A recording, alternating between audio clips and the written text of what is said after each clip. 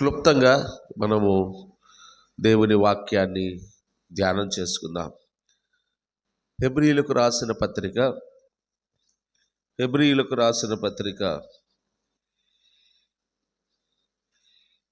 11వ అధ్యాయం. హెబ్రీయులకు రాసిన పత్రిక 11వ అధ్యాయం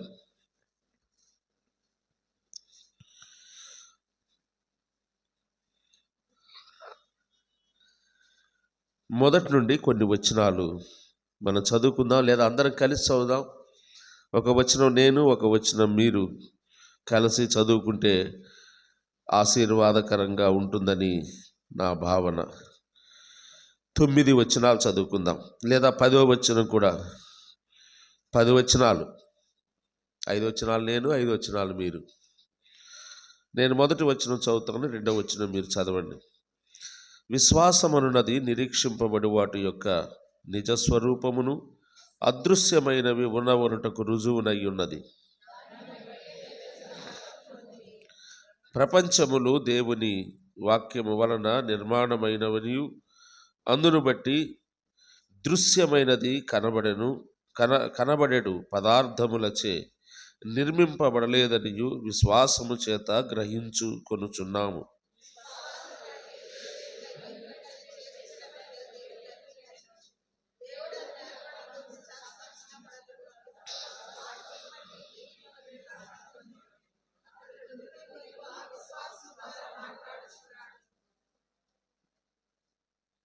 విశ్వాసమును బట్టి హనోకు మరణము చూడకుండానట్లు కొనిపోబడెను. అతడు కొనిపోబడక మునుపు దేవునికి ఇష్టుడై ఉండెనని సాక్ష్యము పొందెను. కాగా దేవుడు అతన్ని కొనిపోయెను గనుక అతడు కనబడలేదు.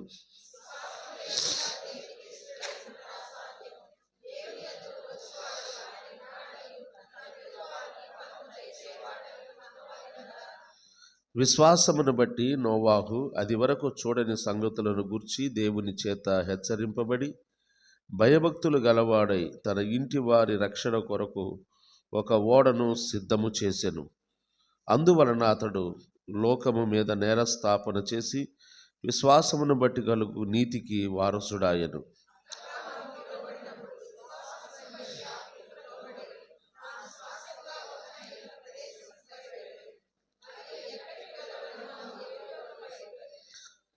విశ్వాసమును బట్టి అతడును అతనితో వాగ్దానమునకు సమాన వారసులైన ఇస్సాకు, యాకోబు అనువారును గుడారములలో నివసించుచు అన్యుల దేశములలో ఉన్నట్టుగా వాగ్దత్త దేశములో పరవాసులైరి.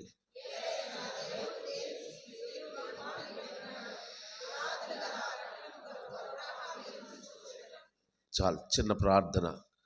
కరుణా సంపన్నుడమైన మా ప్రియ పరలోకపు తండ్రి, చదవబడిన లేఖనాన్ని మా అందరి కొరకు దీవించండి.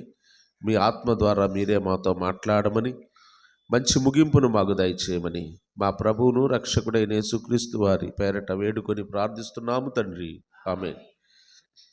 10 వచనాలు చదివించాడు. ఎప్పుడు ముగిస్తాడో అనుకొని కంగారు పడొద్దండి. ఎక్కువసేపు నిలబడే ఓపిక కూడా నా దగ్గర లేదు. క్లుప్తంగానే నేను ముగిస్తాను.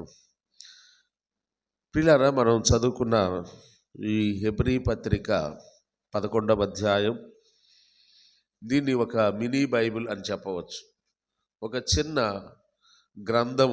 ఈ అధ్యాయాన్ని ఒక చిన్న గ్రంథంగా మనం వర్ణించుకోవచ్చు. ఎంతోమంది భక్తుల జీవిత చరిత్ర పొందుపరచబడింది ఈ అధ్యాయములో. హెబ్రీ 11వ అధ్యాయం, హెబ్రీ పత్రిక 11వ అధ్యాయం అనగానే మనకు ఒక మాట జ్ఞాపకం వస్తుంది. దీనికి ఒక పేరు పెడతాం కదండి, విశ్వాస వీరులు ఉన్న అధ్యాయం. దీంట్లో ఉన్నవారేనా విశ్వాస వీరులు, దీంట్లో ప్రస్తావించబడిన వారు విశ్వాస వీరులు కాదా అంటే అలా అని కాదు. ప్రత్యేకంగా పరిశుద్ధాత్మ దేవుడు కొందరిని ఎంపిక చేసి ఈ విశ్వాస వీరుల జాబితాలో వారికి ప్రత్యేకమైన స్థానాన్ని ఇచ్చినట్టుగా మనం చూస్తూ ఉన్నాం. పేర్లు లేనివారు విశ్వాస వీరులు కాదని కాదు, ఎందరో ఉన్నారు. వారిలో మనతో దేవుడు మాట్లాడడానికి, లేదా దేవుని ప్రజలకు బుద్ధి కలగడానికి ఎవరి జీవితాలైతే మనకు సరిపోతాయో వారిని ఎంపిక చేసి పరిశుద్ధాత్మ దేవుడు దీంట్లో పొందుపరిచాడు. ఈ విశ్వాసము యొక్క నిర్వచనం కూడా ఇదే అధ్యాయంలో మనకు కనబడుతుంది.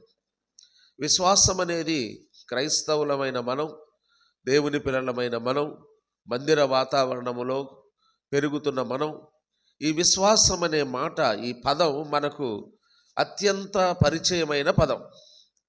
విశ్వాసం అనేది అత్యంత పరిచయమైన పదం.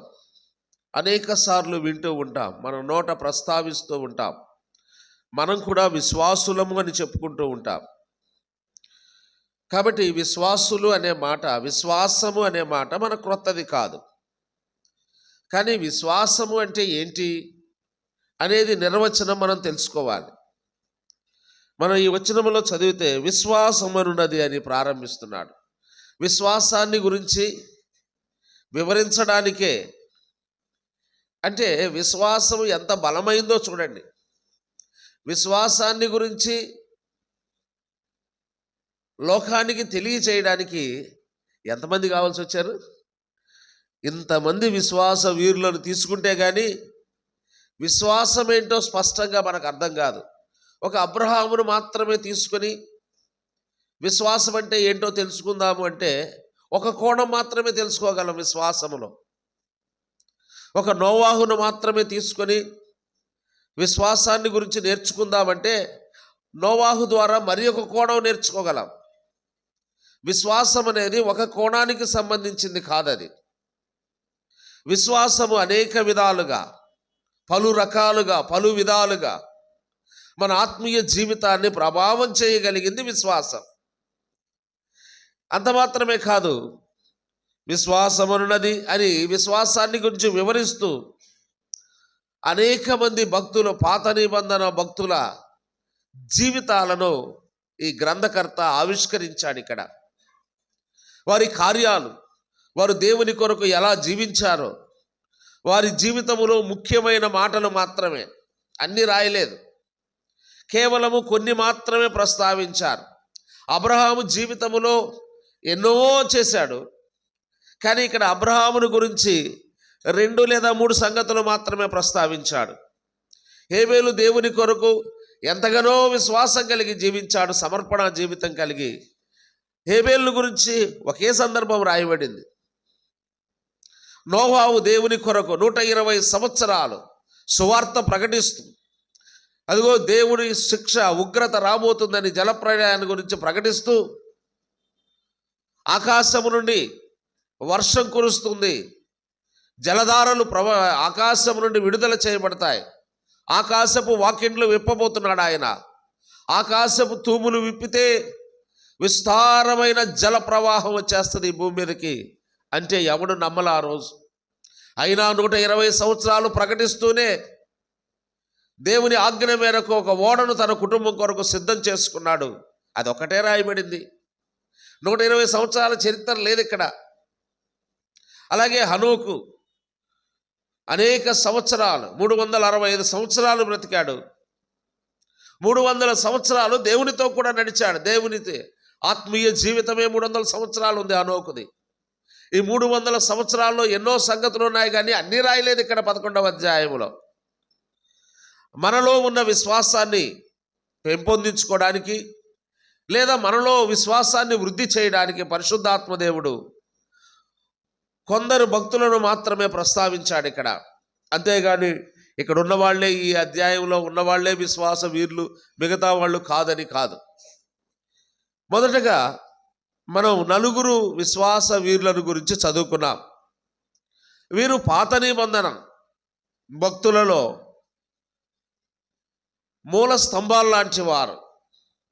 విశ్వాస వీరుల్లో మొదటి 4 కూడా 4 స్తంభాల వంటి వారు. అక్కడ నుండి మిగతా అనేక మంది ఇశ్రాయేలు జనాంగం మనం చూస్తాం కదండి. ఇస్సాకు తర్వాత ఇస్సాకు కుటుంబం, యాకోబు 12 మంది కుమారులు, 12 గోత్రాలుగా విడిపోవడం అన్నీ.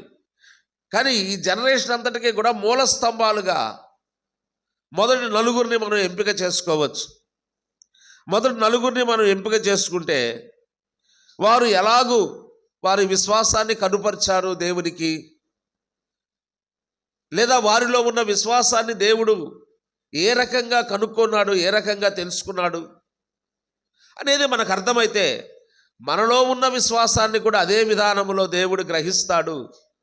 మనలో ఉన్న విశ్వాసాన్ని కూడా దేవుడు అదే విధానములో కొలుస్తాడు. మనలో ఉన్న విశ్వాసాన్ని కూడా దేవుడు ఏ కోణములో అర్థం చేసుకోవాలో మనకు అర్థమవుతుంది. ఎలాగూ మన విశ్వాస జీవితంలో మనం ఎలాగూ జీవించాలో కూడా మనకు అర్థం అవ్వాలి. విశ్వాసులమని క్లెయిమ్ చేసుకుంటున్నాం ఆ పేరే, కానీ విశ్వాసులు ఎలా జీవించాలో మనకు అర్థం కావడం లేదు. పేరుకు విశ్వాసులమని చెప్పుకుంటున్నాం, విశ్వాసులైతే ఎలాగుండాలి వారి జీవితం అనేది ఈ విశ్వాస వీరుల్లో ఒక్కొక్కరి జీవితంలో నుండి ఒక్కొక్కటి మనం నేర్చుకోవచ్చు. వాటి వైపు నేను వెళ్ళట్లేదు, కానీ మొదటి వచనాన్ని మరొకసారి విడదగా చదువుదాం. విశ్వాసమున్నది నిరీక్షింపబడు వాటి యొక్క నిజస్వరూపమును అదృశ్యమైనవి ఉన్నవనుటకు రుజువై ఉన్నది. ఇది విశ్వాసం. విశ్వాసం అంటే నిరీక్షింపబడే వాటి యొక్క నిజస్వరూపం. అంటే చూడనిది. నిరీక్షించడం అంటే చూడని దాన్ని గురించి ఆలోచించడం, చూడని దాన్ని గురించి ఆలోచిస్తూ ఉంటాం. ఒకరోజు దాన్ని చూస్తాం మనం, దాన్ని అదే విశ్వాసం. నిరీక్షింపబడుట అంటే చూడని దాన్ని గురించి ఆలోచన కలిగి దాని మీద నమ్మిక ఉంచడం. యేసుక్రీస్తుని ఇక్కడ ఉన్న వాళ్ళు ఎంతమంది చూశారు ప్రత్యక్షంగా? ఎవరు చూడలేదు, ప్రత్యక్షంగా ఎవరు చూడలేదు, కానీ నమ్మేమా లేదా?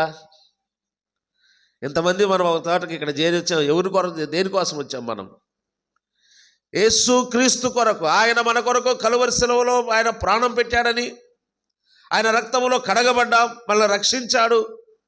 ఆ రక్షకుడిని ఆరాధించడానికి మనం చేరి వచ్చాం. యేసుక్రీస్తు ప్రభువును మనం కంటితో చూడలేదు, ఆయన శిలువ మ్రాను మీద వేలాడదీయబడటం మనం చూడలేదు. ఇవేమి మన కంటితో మనం చూడలేదు, కానీ అవన్నీ జరిగినవి నిరీక్షణ కలిగించాడు దేవుడు మనకి. మన హృదయములో నిరీక్షణ కలిగించాడు. నిరీక్షణ కలిగినందువల్ల అవి నిజస్వరూపాలుగా మనకు కనబడ్డాయి. అవును, వాస్తవమే, నా కొరకు ఈ లోకానికి వచ్చాడు ఆయన, నా పాపముల కొరకే ఆయన మరణించాడు. మన పాపములు కూడా మన కంటికి కనపడవు, ఆలోచనలో ఉంటాయి, కార్యాల్లో ఉంటాయి. కాబట్టి ఇవన్నిటినీ కూడా చూడనివి ఉన్నవనుటకు రుజువునై ఉన్నది అన్నాడు. పరలోకం ఎంతమంది చూశారు? నరకం ఎంతమంది చూశారు? ఎవరో చూడలేదు. కానీ ఈ లోకాన్ని విడిస్తే మనం పరలోకములో ఉంటామనే నిరీక్షణ మనకుంది. అది నిరీక్షణ. చూడని వాటిని ఉన్నవని నమ్ముట. అంతకుముందు ఎప్పుడు కంటితో చూడలేదు, కానీ అది ఉంది అని నమ్మడమే. అమెరికా చూసిన వాళ్ళు ఎంతమంది ఉన్నారండి? చేతులు ఎత్తండి.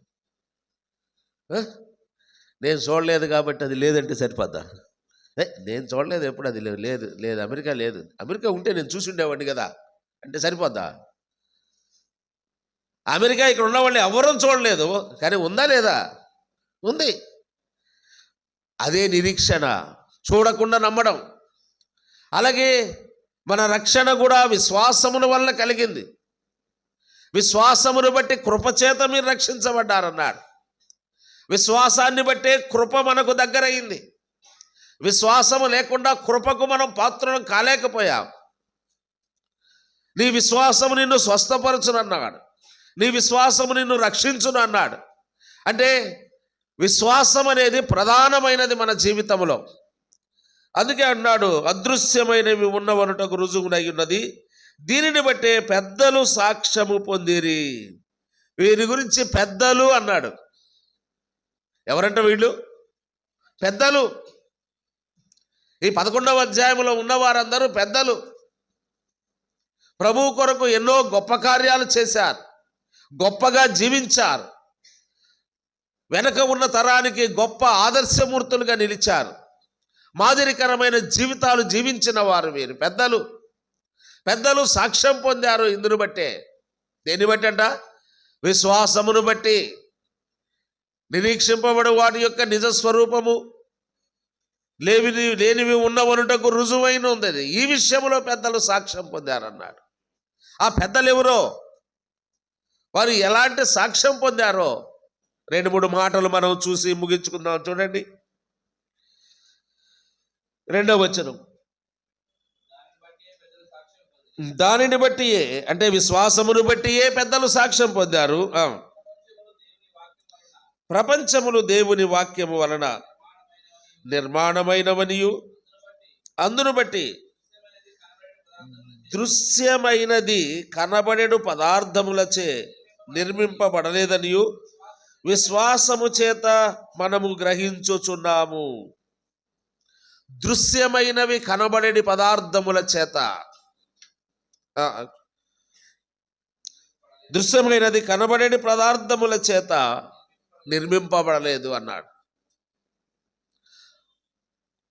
మన కంటికి కనబడేవి ఏవి కూడా అవి కంటికి కనబడే వాటి చేత నిర్మించబడలేదు అని దాని అర్థం. ఇప్పుడు నేను దీన్ని తయారు చేశాను అనుకోండి, నేను కంటికి కనపడుతున్నాను, తయారు చేసింది కంటికి కనబడుతుంది.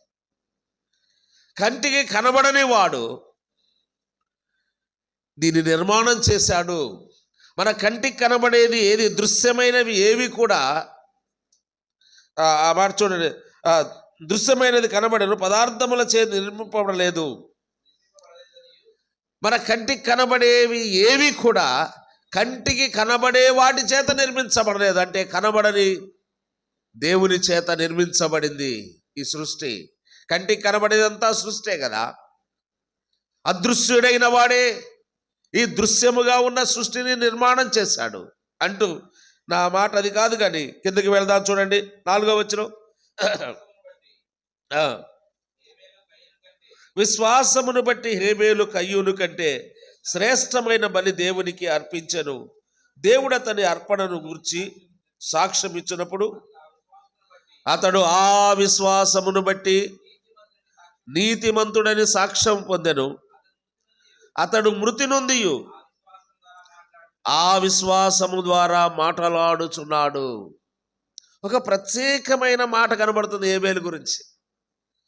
మిగతా భక్తుల గురించి ఎక్కడా కూడా అతను మాటలాడుచున్నాడు అనే మాట లేదు. మీరు గమనించండి. అబ్రహాము మాటలాడుచున్నాడని ఉందా? లేదు. నోవాహు ఇప్పుడు మాటలాడుచున్నాడని ఉందా? లేదు. ఇంకెవరి గురించి లేదు. హేబేలు గురించే అతను మాటలాడుచున్నాడు అన్నాడు. హేబేలు జీవితంలో చేసిన ఒకే ఒక చిన్న కార్యం, ఒక్క కార్యమే చేసింది కూడా ఒక్కటే. ఆయన దాన్నే లిఖించాడు. మొదటి స్థానాన్ని హేబేలు పొందాడు. చేసింది ఎక్కువ సంవత్సరాలు జీవించాడంటే ఏమాత్రం జీవించలేదు హేబేలు. చాలా యవన కాలంలోనే చంపబడ్డాడు. కొద్ది సంవత్సరాలే జీవించాడు. కానీ అతను చేసిన కార్యము, అతడు మనతో మాటలాడుచున్నాడు అన్నట్టుగా. ఏం చేశాడు ఆయన? చూడండి, ఒక మాటలో చెప్పండి, శ్రేష్టమైన బలి అర్పించాడంతే. హేబేలు ఏం చేశాడు అంటే, అబ్రహాము చాలా చేశాడండి. మోషే ఉన్నాడు, సమూయేలు ఉన్నాడు, దీంట్లో అబ్రహాం ఉన్నాడు, నోవాహు ఉన్నాడు, హనోకు ఉన్నారు, యాకోబు, ఇస్సాకు, ఎంతోమంది విశ్వాస వీరులు ఉన్నారు, న్యాయాధిపతులు ఉన్నారు కొంతమంది. వీళ్ళందరూ ఎన్నో కార్యాలు చేశారు. కానీ హేబేలును మొదట ప్రస్తావిస్తున్నాడు దేవుడు ఇక్కడ, పరిశుద్ధాత్మ దేవుడు. ఎందుకు అంటే, మొదటి స్థానంలో హేబేలును ఉంచడానికి కారణం ఏంటంటే, మిగతా వాళ్ళు తక్కువని కాదు, హేబేలు గొప్పవాడని కాదు. హేబేలు అర్పించింది ఏంటంట? శ్రేష్టమైన బలి అర్పించెను. ఊరికే చెప్పుకుంటూ వెళ్ళిపోదాం. హనోకు, రెండవ వాడు హనోకే కదా. హనోకును గురించి ఏమి రాయబడింది?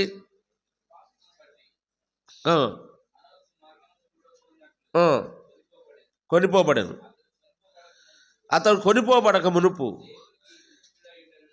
దేవునికి ఇష్టుడై ఉండేడని ఆ మాట పట్టుకొని, దేవునికి ఇష్టుడై ఉండేనని సాక్ష్యము పొందాను. ఆ తర్వాత ఇంకొక మాట కూడా ఉంది.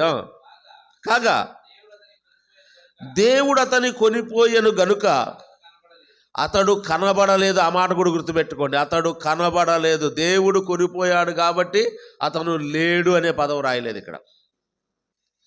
లేడు అనే దానికి కనబడకుండా కనబడలేదు అనే దానికి చాలా తేడా ఉంది. అప్పుడప్పుడు మనం ఏదైనా పిల్లల్ని ఏదైనా ఎతకమంటే వాళ్ళు ఎదుగుతుంటారు కదా, ఏం లేదు అంటారు. అనగానే మనం ఏం చెబుతాం, సరిగ్గా ఎతకరా అక్కడే అంటాం. అంటే దాని అర్థం ఏంది, అక్కడే ఉందని మన నమ్మకం, వీడు సరిగ్గా ఎతకట్లేదని. కాసేపు అయిన తర్వాత దొరికింది అనుకుంటూ తీసుకొస్తాడు. లేదు అంటే అసలు ఆ స్థలంలో లేదు అని దాని అర్థం. కానీ హనోకు కనబడకుండా కొనిపోబడ్డాడు కాబట్టి హనోకు కనబడలేదు అని రాయబడింది. నా మూడో మాట ఎందుకు వద్దాం, నోవాహుని గురించి.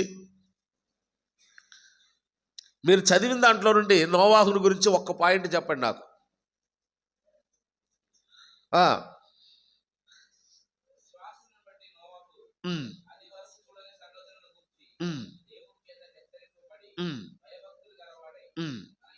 మాట పట్టుకోండి. తన ఇంటి వారి రక్షణ కొరకు ఒక ఓడ సిద్ధము చేశాను. ఇది నోవాహుని గురించి. అబ్రహాముని గురించి ఏమి రాయబడింది?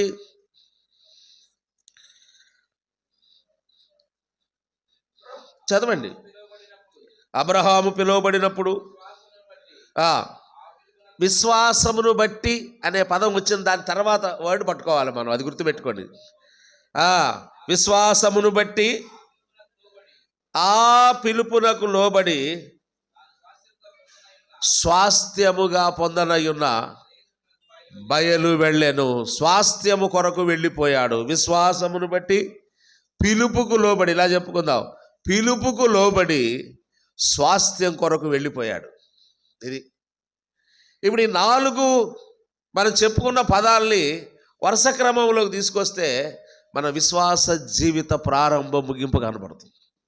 పిక్చర్ ఇది కదండి. ఎక్కడ ప్రారంభమైంది మన విశ్వాస జీవితం? అందుకే హేబేలు తీసుకొని మొదట్లో పెట్టింది. ఎక్కడ ప్రారంభమైంది మన విశ్వాస జీవితం? శ్రేష్టమైన బలి దగ్గరే కదా. అదే హెబ్రీయులకు రాసిన పత్రికలో అంటాడు చూడండి, 9వ అధ్యాయం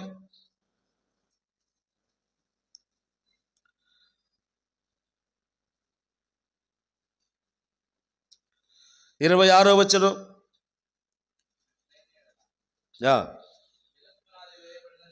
అట్లయినా జగత్పునాది వేయబడిన మొదలుకొని అనేక పర్యాయములో శ్రమపడాల్సి వచ్చినను, అయితే యుగముల సమాప్తి యందు తన్ను తానే బలిగా అర్పించుకొనుట వల్ల పాప నివారణ చేయుటకై ఒక్కసారే ప్రత్యక్షపరచబడెను. మనుషులు ఒకసారే మృతి పొందవల్లని నియమింపబడెను. ఆ తరువాత తీర్పు జరుగును. అలాగుననే క్రీస్తు కూడా అనేకుల పాపములను భరించుటకు ఒక్కసారే అర్పింపబడి తన కొరకు కనిపెట్టుకొనియుండు వారి రక్షణ నిమిత్తము పాపము లేకుండా రెండవసారి ప్రత్యక్షమగును. ఇక్కడ మనకు 3 పదాలు కనబడుతున్నాయి. మనకు కావాల్సిన మనం చదువుకున్న దాంట్లో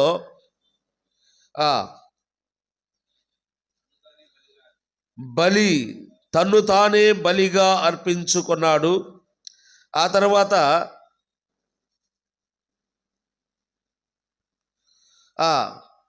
ఒక్కసారే అర్పింపబడి, ఆ మాటలు పట్టుకోండి. తన్ను తాను బలిగా అర్పించుకున్నాడు. ఎన్నిసార్లు? ఒక్కసారే అర్పించుకున్నాడు. హేబేలు ఎన్నిసార్లు బలిపీఠం కట్టాడు? అబ్రహాం చాలాసార్లు కట్టాడు. మళ్ళీ ఒక్కసారే బలిపీఠం కట్టాడు హేబేలు. ఆ బలిపీఠం కట్టాడు, బలి అర్పించాడు, చచ్చిపోయాడు. ఇంకా లేడు హేబేలు, ఇంకా ఏం చేయలేదు. బలి దగ్గరే చనిపోయాడు. బలి అర్పించిన సందర్భములోనే చనిపోయాడు. ఇంతకీ ఎవరు బలి అంగీకరించాడు, ఎవరు బలి అంగీకరించలేదు? హేబేలు బలి అంగీకరించాడా, అంగీకరించలేదా? అంగీకరించింది ఎవరు బలి? చావలసింది ఎవరు? మరి ఎవరు చచ్చిపోయారు? ఏంటిది? విచిత్రంగా ఉంది కదా. హేబేలు బలి అర్పించాడు, ఆ బలి దేవుడు కూడా అంగీకరించాడు. అంగీకరించిన వెంటనే చచ్చిపోయాడు హేబేలు.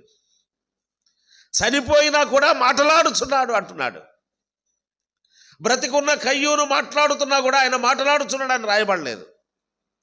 చనిపోయాడు హేబేలు, ఒక్క బలి అర్పించాడు, చనిపోయాడు. ఆ బలి దేవుడు అంగీకరించాడు. అంగీకరించిన వాడు చనిపోయాడండి. అక్కడ చనిపోయాడా? మాటలాడుచున్నాడు అంటున్నాడు కదా. ఎలాగ చనిపోయాడు అందాం? ఏంటి కన్ఫ్యూజన్? ఇక్కడ మనం అర్థం చేసుకోవాల్సింది ఒకటే, హేబేలు బలి యేసుక్రీస్తు ఒకే బలిని సూచిస్తుంది. ఆయన ఒక్కసారే, అదే హెబ్రీయులకు రాసిన పత్రికలో మరి ఒక వచ్చిన భాగంలో కూడా ఒక మాట ఉంటుంది.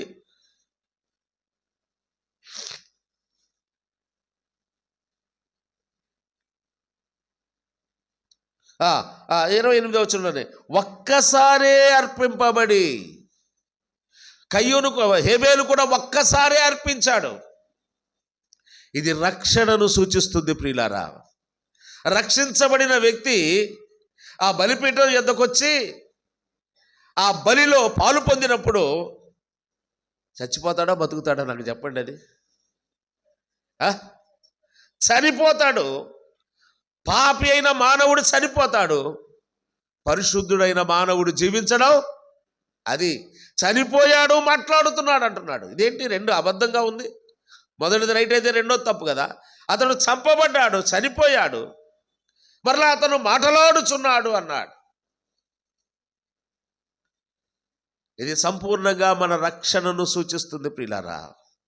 హేబేలు బలి అర్పించాడు, చనిపోయాడు. మనం కూడా కలువరి సిలువనే యొద్దకు వచ్చినప్పుడు మన పాపముల కొరకు ఆయన చనిపోయాడు. ఆయన మన కొరకు రక్తం కార్చాడు. కొలసీ పత్రికలో ఒక మాట ఉంటుంది, అది నాకు వచ్చిన అదంత జ్ఞాపకం లేదు. బాప్తిస్మం గురించి పౌలు రాస్తూ,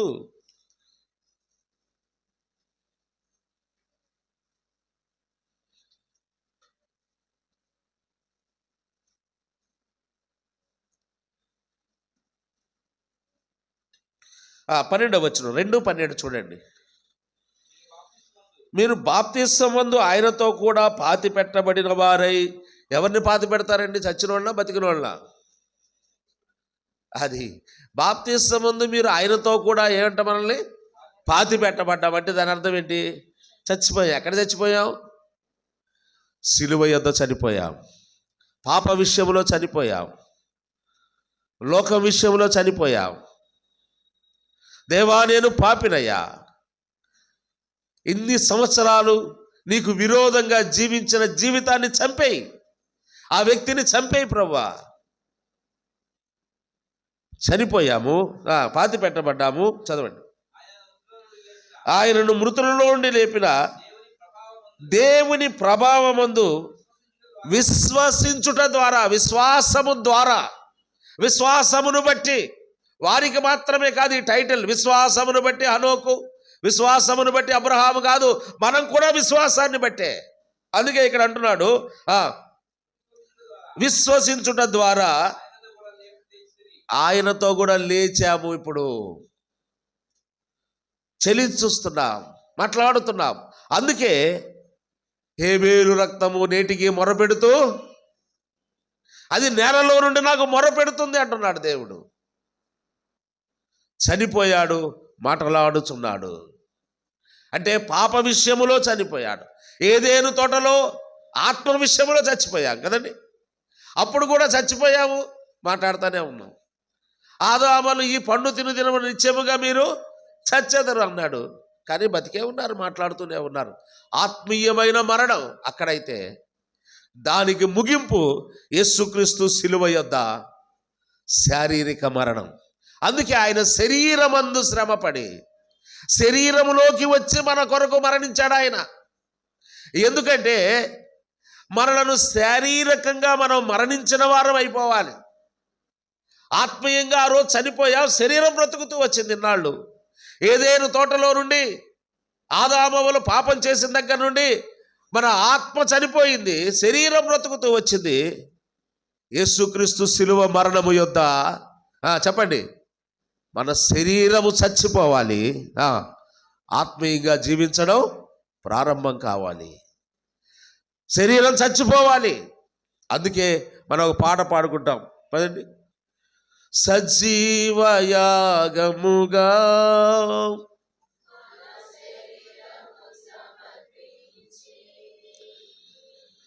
సజీవయాగముగా మన శరీరముల్ సమర్పించి పూర్ణ సిద్ధి నొందా శుద్ధాత్మను నొసగి. సంపూర్ణ సిద్ధి అంటే పరిశుద్ధత.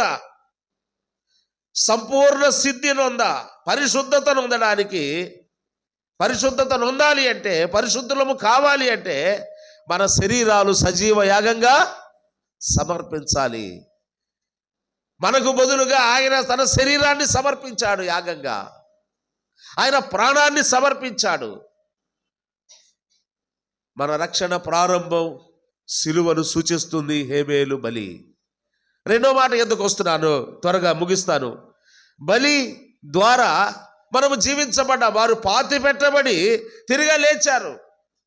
ఆత్మీయంగా మనం బ్రతికే ఉన్నాడు. మన శరీరాలు చనిపోవాలి. శరీరాశలు, శరీర కోర్కెలు, శరీర సంబంధమైన ప్రతిదీ కూడా చనిపోవాలి. అందుకే ఎఫెసీయులకు రాసిన పత్రికలో 2వ అధ్యాయంలో ఒక మాట అంటాడు కదా పౌలు, చూద్దామా?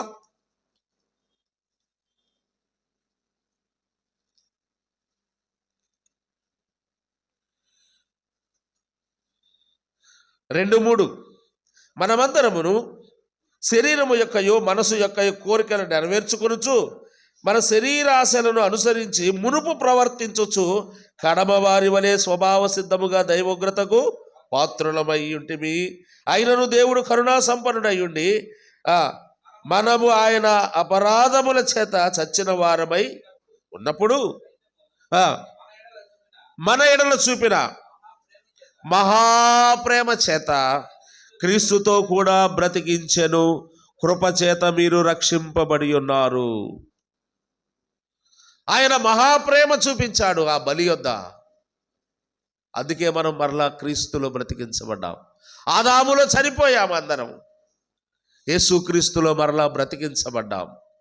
బ్రతికించబడిన మనం ఈ లోకములో ఎలా జీవించాలి? హనోకు దగ్గరికి రండి. హనోకుని గురించి ఒక మాట చెప్పుకున్నాం కదా.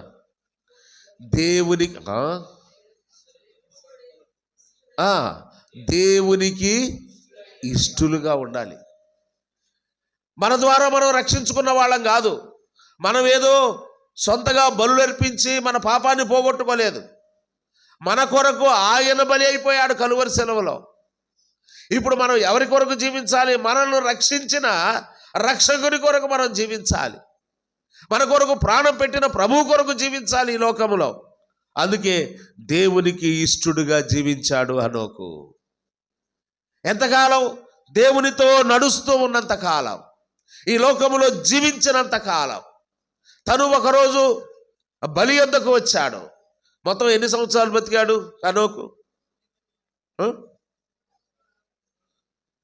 దేవునితో నడిచిన సంవత్సరాలు ఎన్ని? దాంట్లో అంటే 65 సంవత్సరాల వయసులో ఈ బలిపీఠం యొద్దకు వచ్చాడు. ఈ బలిపీఠం యొద్ద 65 సంవత్సరాల జీవితాన్ని చంపేశాడు. ఆ హనోకు చచ్చిపోయాడు అక్కడ. దేవునితో నడవడం ప్రారంభించిన హనోకు, విశ్వాస జీవితంలోకి వచ్చిన హనోకు, రక్షించబడిన హనోకు కనబడతాడు అక్కడి నుంచి. దేవునికి ఇష్టలుగా మనం జీవిస్తున్నామా? ఆయన బలిని జ్ఞాపకం చేస్తున్నాడు. హేబేలు బలి దేవునికి సూచనగా ఉంది. యేసుక్రీస్తు ప్రభు వారు కూడా చనిపోయాడు. ఆయన నేటికి మాట్లాడట్లేదా? ఆయన నీతో నాతో మాట్లాడట్లేదా? ఇప్పుడు 2020 సంవత్సరాల కిందట ఆయన చనిపోయి పరలోకానికి ఆరోహణమై వెళ్ళాడు తిరిగి లేచి. కానీ నేటికి ఆయన మనతో మాట్లాడుచున్నాడు. హేబేలు యేసుక్రీస్తుకు సూచనగా కనబడుతుంది. రెండవది కదండి, మనము దేవునికి రక్షించబడిన తర్వాత మనము బలిపీఠము యొద్దకు వచ్చిన తర్వాత సజీవ యాగముగా మన శరీరాలు సమర్పించేయాలి, కాలిపోవాలి, దహించబడాలి. సహజంగా బలి అర్పించే విధానం పాత నిబంధనలో మనం కట్టెలు పేర్చి దాని మీద బలి అర్పించే పశువును పెట్టి దాన్ని ఏం చేస్తారు, వధిస్తారు, చంపేస్తారు. అది దేవునికి బలి అర్పించడం. తర్వాత ఏం చేస్తారు, ఆ శరీరాన్ని అలాగే వదిలిపెడతారా? ఏం జరుగుతుంది తర్వాత? దాని మీద అగ్ని చేత ఆ శరీరము కాల్చివేయబడాలి, ఆ శరీరము కాల్చివేయబడాలి. అలాగే మన శరీర కోరికలు కాల్చివేయబడాలి. బలి అర్పించిన రక్త ప్రోక్షణ ద్వారా రక్షించబడిన మనము మన శరీరాలను అక్కడే చంపివేయాలి. ఇక జీవించుచున్నది నేను కాను, క్రీస్తు కొరకు నేను జీవిస్తున్నాను, నాలో క్రీస్తే జీవిస్తున్నాడు అన్నట్టుగా క్రీస్తు కొరకు జీవించాలి. అందుకే అన్నాడు దేవునికి ఇష్టుడని సాక్ష్యము. అది దేవునికి ఇష్టుడని మనం చెప్పుకోవడం కాదు, సాక్ష్యం పొందాలి. ఎవరి సాక్ష్యం? ఎవరి సాక్ష్యం చెల్లుద్దండి? నేను నీ గురించి సాక్ష్యం చెప్పటం, నువ్వు నా గురించి సాక్ష్యం చెప్పటం ఇది కాదు. దేవుడు నిన్ను నన్ను గురించి సాక్ష్యం ఇవ్వాలి. హనోకును గురించి సాక్ష్యం ఇచ్చాడు. ఏమని చెప్పాడు? చదవండి, హెబ్రీ పత్రిక రండి. అతడు కొనుపోబడక మునుపు దేవునికి ఇష్టుడై ఉండెనని సాక్ష్యం పొందెను. కాగా దేవుడు అతని కొనిపోయెను గనక అతడు కనబడలేదు. లేడా ఉన్నాడా? లేడు అని రాయలేదు ఇక్కడ. దేవుడు అతను కొనిపోయాడు కాబట్టి అతడు లేడు అనలేదు. ఉన్నాడు కానీ కనబడట్లేదు. ఎక్కడున్నాడు? హనోకు ఎక్కడున్నాడు అది చెప్పండి నాకు. కనబడలేదు అంతే, మనకి ఉన్నాడు. ఎక్కడున్నాడు? మన మధ్య ఉన్నాడు. 12వ అధ్యాయంలో దాన్ని ఏమన్నా, ఇంత గొప్ప సాక్ష్య సమూహము వీళ్ళ జీవితాలే. వీళ్ళు దేవుని కొరకు సమర్పణ జీవితాలు, దేవుని కొరకు ఎలా జీవించారో ఆ జీవితాలు మన ముందు ప్రదర్శించబడుతున్నాయి. అంటే హనోకు హేబేలు ఆత్మయ్య తిరుగుతున్నారని కాదు నా ఉద్దేశం, అక్షరార్థం తీసుకోబాకండి. ఇంత గొప్ప సాక్ష్య సమూహము మేఘము వలె మనలను ఆవరించే ఉన్నారు. వారి జీవితాలు మన మధ్య ఉన్నాయి, మన మధ్య ప్రకటించబడుతున్నాయి. అందుకే అక్కడ అంటున్నాడు దేవుడు కొనిపోయాడే కానీ ఇక్కడ కనబడట్లేదంతే. దేవుడు కొనిపోయిన మాట వాస్తవం. వారి జీవితాలు ఇంకా భూమి మీద భక్తులను ప్రభావితం చేస్తున్నాయి. అదే 12వ అధ్యాయం ప్రారంభంలో అదే వచ్చిన ఎత్తుకుంటాడు. ఇంత గొప్ప సాక్ష్య సమూహం కదండి. ఈ గొప్ప సాక్ష్య సమూహాన్ని గురించి ఈ 11వ అధ్యాయంలో విశ్వాస వీరులందరిని గురించి చెప్తూ అయిపోగలే 12వ అధ్యాయం ఏంటంటే ఏమొచ్చినా ప్రారంభం ఉంది, మొదటి వచనం. ఇంత గొప్ప సాక్ష్య సమూహము వాళ్ళు వెళ్ళిపోయారు వాస్తవమే, కానీ వారి జీవితాలు, వారు ప్రభు కొరకు చేసిన కార్యాలు అవన్నీ మనలను ఆవరించే ఉన్నాయి. ఆవరించడం అంటే అప్పుడప్పుడు మనకి చచ్చిపోయిన వాళ్ళు ఎవరైనా చనిపోతే వాళ్ళకి ఆదరణ కుడికి పెడతాం. 27 15 ఏళ్ళు అయ్యి ఉంటుంది. ఆ కూడికి రోజే ఏడుపు వచ్చింది. అదేందో మరి అది నాకు అర్థం కదండి. ఆదరణ కూడికి పెట్టుకుంటే ఆ రోజే ఏడుస్తారు. అది ఎప్పుడు అంతా అయిపోయి మనం ప్రార్థన చేసేటప్పుడు అంటారు, మొదలు పెడతారు. అది అంతా యాక్షన్, అది మనకు కూడా తెలుసు, మనం అనకూడదు. వారు ఎప్పుడు మనల్ని ఆవరించే ఉంటారు. ఆ డేట్ రోజునే కాదు మనకు గుర్తొచ్చేది వాళ్ళు కదండి. నిజంగా చెప్పండి, జ్ఞాపకార్థ గుడికి జ్ఞాపకం వచ్చిన రోజే పెట్టాలి. మన తల్లిదండ్రులో, తండ్రో, తల్లిలో, మన కుటుంబంలో ఎవరైనా చనిపోయారు, వాళ్ళు జ్ఞాపకం రాజు రోజు ఏదైనా ఉంటుందండి? వారి మాటలు, వారు మనతో మాట్లాడిన మాటలు, వారితో మనకున్న జ్ఞాపకాలు, వారు చేసిన కార్యాలు, వారు జీవించిన జీవితం ఎప్పుడూ మనలను ప్రభావితం చేస్తూనే ఉంటుంది ప్రతిరోజు. అది ఆవరించి ఉండడం అంటే. వాళ్ళ ఆత్మ మీద తిరుగుతుందని కాదు, ఆవరించి ఉండడం అంటే అది. భక్తులు వెళ్ళిపోయారు, కానీ కనబడకపోయినా కూడా వారు మనల్ని ఆవరించే ఉన్నారు. మన కంటికి మాత్రం కనబడట్లేదు. వాళ్ళు వెళ్ళిపోయారు కాబట్టి కనబడరు. వారి కార్యాలు ఆవరించి ఉన్నాయని దేవునికి ఇష్టలుగా ఉన్నామని సాక్ష్యం పొందాలి. ఈ సాక్ష్యము మేనేజ్ చేసేది కాదు, దేవుడు ఇవ్వాలి. ఈ మధ్యాహ్న కాల సమయంలో దేవుడు నిన్ను గురించి, నన్ను గురించి ఏ సాక్ష్యం ఇవ్వగలడో నీకే తెలుసు, నాకే తెలుసు. మూడో మాట ఎందుకు వెళ్తున్నాను, సమయం లేదు, ముగిస్తాను.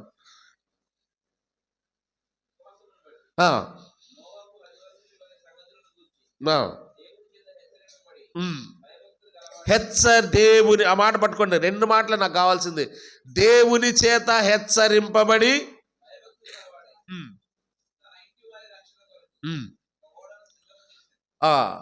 దేవుని చేత హెచ్చరింపబడి భయభక్తులు గలవాడై తన ఇంటి వారి కొరకు ఓడను సిద్ధము చేశాడు. రక్షణ కొరకు ఓడను. నేను అడుగుతున్నాను, ఇంకా దాంట్లో అన్ని సంగతుల్లోకి నేను వెళ్ళట్లేదు. దేవుని చేత హెచ్చరించబడింది. ఆ హెచ్చరిక ప్రకారం మనం జీవిస్తున్నామా? దేవుడు ఏమని హెచ్చరిస్తాడు? 2 అడుగుతాడు ఆయన. భయభక్తులు కలిగి జీవించండి, భయభక్తులు కలిగి జీవించండి. ఒకటే అనుకో. ఆయన అడిగేది ఏంటి? నేను పరిశుద్ధుడు, మీరును. 2 మాటలు చెప్పయ్యా అంటే 2 మాటలు చెప్పలే, పర్లేదు అన్నాం అనుకో. అప్పుడేమంటాడు చెప్పండి? భయభక్తులు కలిగి జీవించండి. దేవుని మన నుండి ఎక్స్పెక్ట్ చేస్తుంది అది. అలాగూ హెచ్చరించబడ్డాడు. హెచ్చరిక మేరకు ఆ హెచ్చరికను నిర్లక్ష్యము చేయలేదు నోవాహు. ఆ తరము వారందరూ నిర్లక్ష్యం చేశారు, అందరూ హేళన చేశారు. ఏంటయ్యా నోవాహు ఏదో కొత్త స్టోరీ చెబుతున్నాడు మనకి, వర్షం పైనుంచి వచ్చిందంట అని నవ్వుకున్నారు. ఎందుకంటే జలప్రళయం వరకు వర్షం ఎక్కడి నుంచి వచ్చేది చెప్పండి? ఆదికాండం 1వ అధ్యాయాలు మీరు చదివితే అర్థమవుద్ది. భూమిలో నుండి ఆవిరి పైకి లేచి ఆ భూమిని తడిపింది, పంటలు పండాయి. వర్షం అది వరకు ఏడ నుంచి వచ్చేది చెప్పండి?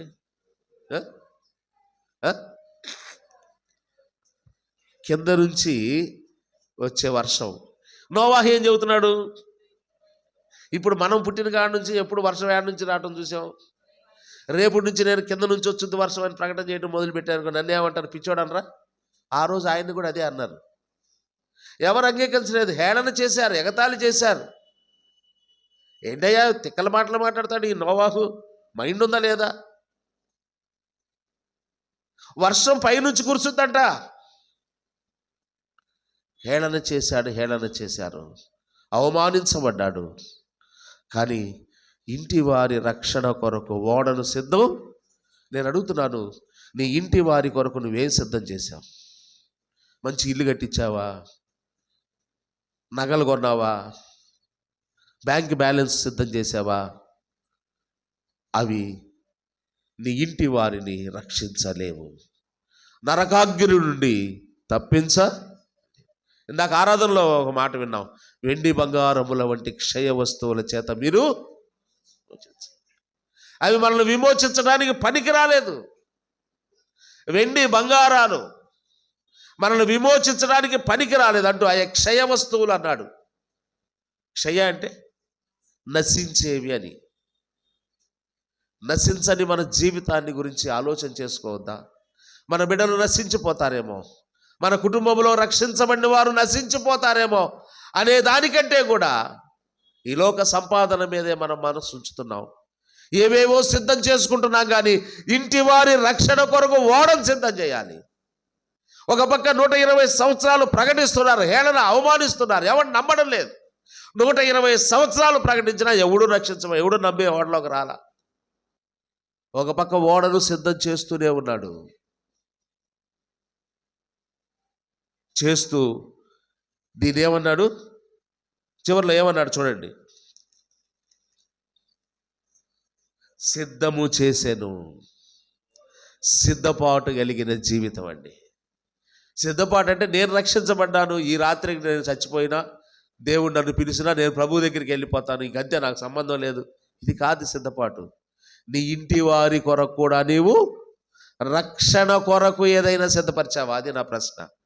జీవించడానికి సిద్ధపరిచావేమో, బంగారం సిద్ధపరచుంటావు, ఆస్తులు, పొలాలు, స్థలాలు సిద్ధపరిచావేమో. ఇవి కాదు, రక్షణ కొరకు నీ ఇంటి వారి కొరకు నువ్వేం సిద్ధం చేశావు? నోవాహు మనకు నేర్పుతున్న పాఠం ఏంటంటే, మనము ఇంటి వారి రక్షణ కొరకు సిద్ధం చేయాలి, ఓడను సిద్ధం చేయాలి. ఆ ఓడలోకి వాళ్ళను తీసుకొచ్చేవాడు ఎవరు? రక్షణలో వాళ్ళకి నోవాహు కుటుంబాన్ని ఓడలోకి నోవాహే తీసుకెళ్ళాడా? చూడండి, ఒక మాట ఉంటుంది, అద్భుతంగా ఉంటుంది ఆ మాట.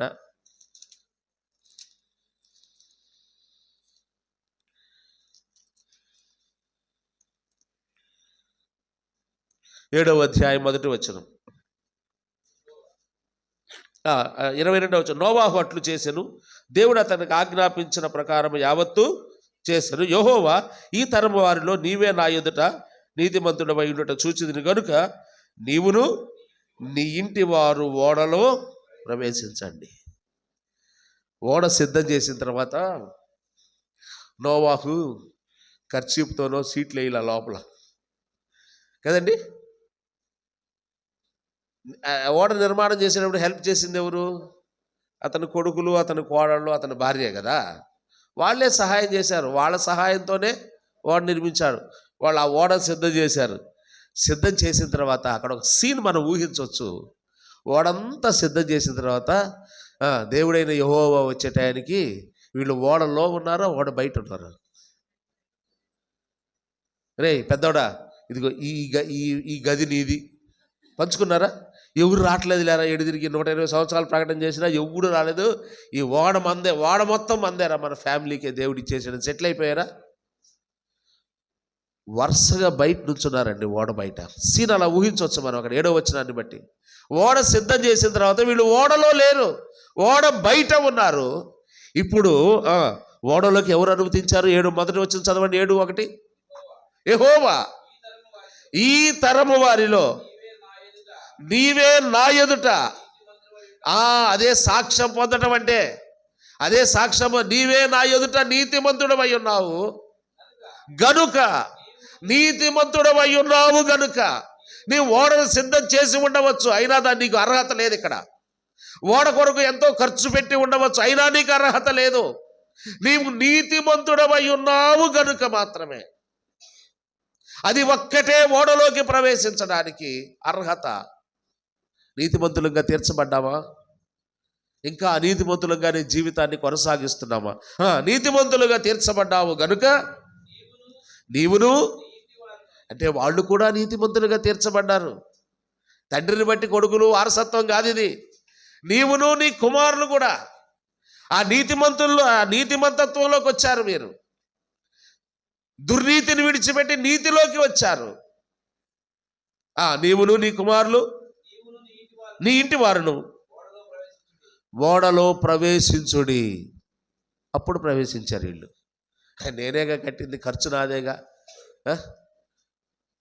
నేను ప్రవేశిస్తాను, నేనేమైనా చేస్తాను అంటే చెల్లదు, కుదరదు. ఈ మధ్య మన ప్రాంతంలోనే ఒక ఏరియాలో, పేరు చెప్పనులేండి, బాగా డబ్బులున్నాయి ఆయనకి. డబ్బులున్నాయని మందిరం కట్టాడు. మందిరం కట్టి డబ్బులు పంచి జనాన్ని పోగు చేశాడు. దేని మీద? మందిరం డబ్బులు ఉన్నాయి కాబట్టి కట్టాడు.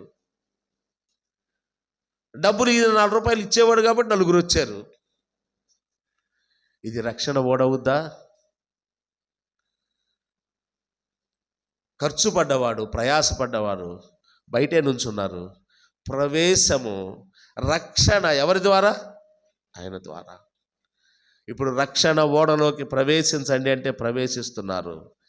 ఈ సిద్ధపాటు మన కుటుంబాన్ని గురించి ఉందా, లేకపోతే కలిగి ఉందా? 4వ మాట అబ్రహామును గురించి ఒక మాట చదువుదాం. చదవండి.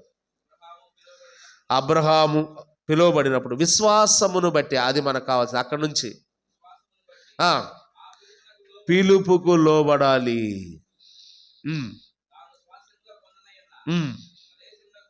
బయలు వెళ్ళాలి. పిలుపుకు లోబడాలి. ఒకరోజు బయలు వెళ్ళాలి. ఏంటిది చెప్పండి? ఒకరోజు పిలుస్తాడు నిన్ను నన్ను. నీ పేరు పెట్టి, నా పేరు పెట్టి పిలుస్తాడు. పిలిచినప్పుడు ఎక్కడికై? బయలు వెళ్ళిపోవాలి. తెలంగాణ యాసలో బయలుపోదాము, ఆ బయలు వెళ్ళడం కాదు, బయలుదేరి వెళ్ళాలి అని దాని అర్థం. బయలుదేవతలు వేరది. అది బయలుపోదామంటే బయలుదేవతలను ఆరాధించేదానికి అది అది ఆ రెండింటికి తేడా ఉంది. బయలుదేరి వెళ్ళాలి, బయలు వెళ్ళుట. ఇశ్రాయేలులు బయలుదేవతలను ఆరాధించారు, కానీ ఇది అది కాదు. ఆ పదం అలాగే ఉంటుంది, కానీ బయలు వెళ్ళుట అంటే బయలుదేరి వెళ్ళాలి. బయలుదేరాలి అంటే ఏం కావాలి? నిన్న సరిగా బయలుదేరలేదు, టవల్ మర్చిపోయిపోయా. నేను ఎక్కడికి పోయినా నా వస్తువులు నేనే వాడుకుంటాను. నేను ఎవరి మీద ఆధారపడను. ఒకరోజు మీటింగ్కి వెళ్ళా, అన్నీ నేను పెట్టుకొని వెళ్తాను, నాకు కావాల్సినవన్నీ. నేను పేస్ట్ అడగను, సోప్ అడగను, ఎవరిని ఏది అడగను. సమస్తం షాంపూతో సహా దగ్గర పెట్టుకొని వెళ్తా ఎక్కడికి వెళ్ళినా. అన్నీ సర్దుకున్నాను. తీరా నిన్న ఉదయం మీటింగ్కి టైం అవుతుంది, బ్యాగ్ అంతా ఎతుకుతున్నాను. అన్నీ కనపడుతున్నాయి. షర్ట్ కనపడింది, ప్యాంట్ కనపడింది, బెల్ట్ కనపడింది, సాక్సులు కనపడ్డాయి, అన్నీ కనపడుతున్నాయి. బైబిల్ కనపడింది, అద్దాలు కానీ ఏం కనపడలేదు, టవల్ కనపడలేదు. దాని అర్థం ఏంటి? నేను సరిగా బయలుదేరలేదు, సిద్ధపాటు లేకుండా బయలుదేరానని దాని అర్థం. ఒకవేళ మనం బయలు వెళ్ళే రోజు ఎప్పుడుందో మనకు తెలియదు. ఆయన పిలుస్తాడండి. ఇక్కడ ఒక సత్యాన్ని గమనించండి. అనారోగ్యంగా, వృద్ధాప్యంగా ఉన్నవారు, ఏదైనా దీర్ఘకాలికంగా అనారోగ్యతలో ఉన్నవారు, మనం చచ్చిపోతామేమోనని భయం. నీకు అనారోగ్యం వచ్చి చచ్చిపోయి నా దగ్గరికి వస్తావన్నాడా? నేను పిలుస్తాను. ఆయన పిలుపు వస్తుందండి మనకు. ఏ గ్రేట్ ఇన్విటేషన్, ఒక గొప్ప ఆహ్వానం వస్తుంది పరలోకము నుండి. ఆ పిలుపు కొరకు, ఆ పిలుపుకి ఏం చేయాలి? ఆ రోజు లోబడాలి అంటే సిద్ధపాటు ఉండాలి. ఒకరోజు పిలుపు వస్తుంది మనకు. ఆ పిలుపు రాగల్లే మనము వెళ్ళిపోతాము, పరలోకానికి వెళ్ళిపోతాము అంటూ చదవండి.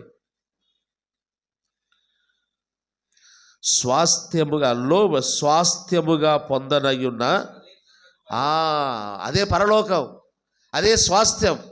అందుకే కింద అంటాడు, దేవుడు దేనికి, 10వ వచనం, దేవుడు దేనికి శిల్పియు నిర్మాణకుడై ఉన్నాడు, పునాదులు గల ఆ పట్టణము, పరలోక పట్టణము, స్వాస్థ్యముగా పొందనయున్న పట్టణము కొరకు అబ్రహాము ఎదురు చూచుచుండెను. దేని కొరకు ఎదురు చూస్తున్నాడు? ఇప్పుడు సెంటెన్స్లోకి రండి.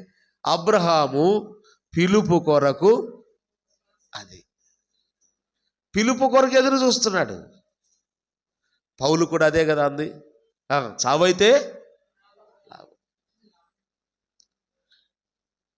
చావైతే లాభం, బ్రతుకుట క్రీస్తే. బ్రతికితే క్రీస్తు కొరకు బ్రతాము. పిలుపు వస్తుంది ఒకరోజు, ఆ పిలుపుకు లోబడాలి. పరలోక పట్టణపు పిలుపది, పరలోకపు పిలుపది. అబ్రహాముని ఇంతవరకు పిలిచాడు, యూఫ్రటీస్ నది దగ్గర నుండి పిలిచాడు. రెండవ పిలుపు కదండి, తేరాహు చనిపోయిన తర్వాత పిలిచాడు. ఆ పిలుపులు వేరు, అది ప్రయాణం. విశ్వాస జీవితంలో అనేక రకాల పిలుపులు. ఇది పరలోకపు పిలుపు, ఈ పేరు కదండి. అక్కడ ఏముందంట? దేవుడు శిల్పి నిర్మాణకుడు. ఆ పట్టణం ఎవరంట? ఆ పట్టణం నిర్మాణం చేసిన వాడు ఆయనే. దాంట్లో ఉన్న అవన్నీ శిల్పకారుడు కూడా ఆయనే అయి ఉన్న పట్టణము కొరకు ఎదురు చూచుచుండాలి. అదే రక్షించబడిన దేవుని పిల్లలమైన మనం ఎదురు చూపు కలిగి ఉండాలి. మనం ఏ స్థితిలో ఉన్నాము? ఒకసారి బలి యొద్దకు వచ్చామా? హేబేలు అనుభవం, రక్షణ అనుభవంలోకి వచ్చామా? ప్రభు ఇంకా మాట్లాడుతున్నాడు మనతో. రక్షించబడిన మనం దేవునికి ఇష్టలంగా జీవిస్తున్నామా? అట్టి సాక్ష్యం పొందుతున్నామా? దేవునికి ఇష్టలుగా జీవిస్తున్న మనవరికి మనమేనా? మన ఇంటి వారి సంగతి ఏంటి? ఇంటి వారి రక్షణ కొరకు ఏమైనా సిద్ధం చేస్తున్నామా? ఒకరోజు పిలుపు వస్తుంది, బయలు వెళ్ళిపోవాలి. ఆ పిలుపుకు లోబడి బయలు వెళ్ళిపోవాలి. ఆ వెళ్ళే రోజు ఎప్పుడో మనకు తెలియదు. నీ అనారోగ్యతను బట్టి ఆ వెళ్ళే రోజు ఫిక్స్ చేయబడదు, అది గుర్తుపెట్టుకో. అనారోగ్యంగా ఉన్న వాళ్ళు ధైర్యంగా ఉండండి, వయసు మీరిన వాళ్ళు ధైర్యం. పిలుపు వస్తుంది, ఒకరోజు బయలు వెళ్ళిపోతాం. ఆ తర్వాత రాబోయే తరానికి మనం చేసిన కార్యాలు వారి విశ్వాస జీవితానికి మేఘముల వలె ఆవరించి ఉండగలిగేటట్టు మనం జీవించాలి. వారు జీవించిన జీవితం మేఘముల వలె మనలను ఆవరించి ఉంది. మనం ఎంతమందిని ప్రభావితం చేయగలుగుతున్నాం? అలాగూ ప్రభువు కొరకు నమ్మకంగా జీవించబద్దులమై ఉన్నాం. అలాగూ జీవించడానికి ప్రభు కృప మనకు తోడైండును గాక. ప్రార్థన.